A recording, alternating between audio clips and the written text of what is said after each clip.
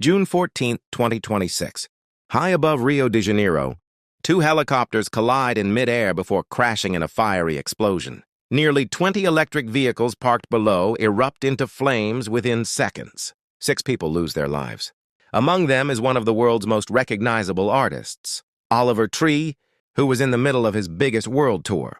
He had barely stepped off the stage when fate brought his journey to an end. Oliver Tree Nickel was born on June 29, 1993, in Santa Cruz, California.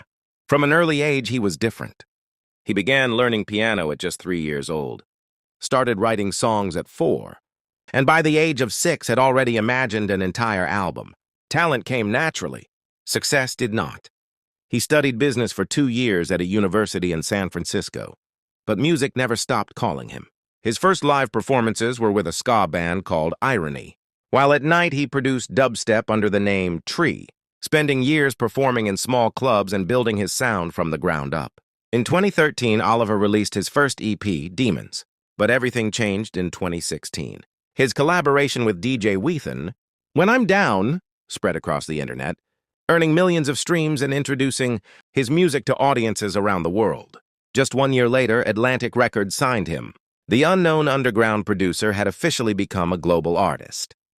But Oliver Tree never wanted to be a typical pop star. His signature bowl haircut, his oversized vintage tracksuits, his absurd humor. He blurred the lines between musician, comedian, filmmaker, and performance artist, creating a style that belonged entirely to him.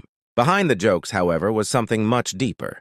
Songs like Life Goes On and Miss You spoke openly about loneliness, heartbreak, and the struggle to fit into society. Millions laughed at his videos. Millions more found themselves in his music. By 2026, Oliver Tree had reached the peak of his career.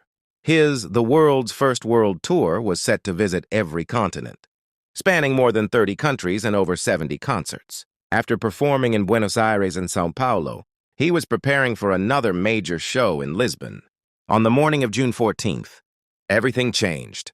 2 helicopters collided over western Rio de Janeiro before crashing into the ground. Oliver's father, Jesse Nickel, later said he learned the devastating news from one of his son's producers.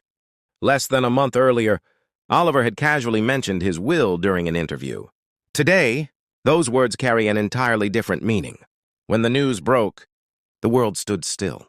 Many fans initially believed it was another one of Oliver's elaborate jokes. After all, he had built a career on confusing the line between reality and performance. But this time, it wasn't a joke. Oliver Tree lived only 32 years, but he left behind hundreds of millions of streams, countless unforgettable performances, and one simple lesson. Being yourself is the bravest thing you can do. Leaving the stage was never part of his plan. Yet until his very last day, he was doing what he loved most, traveling the world and making music.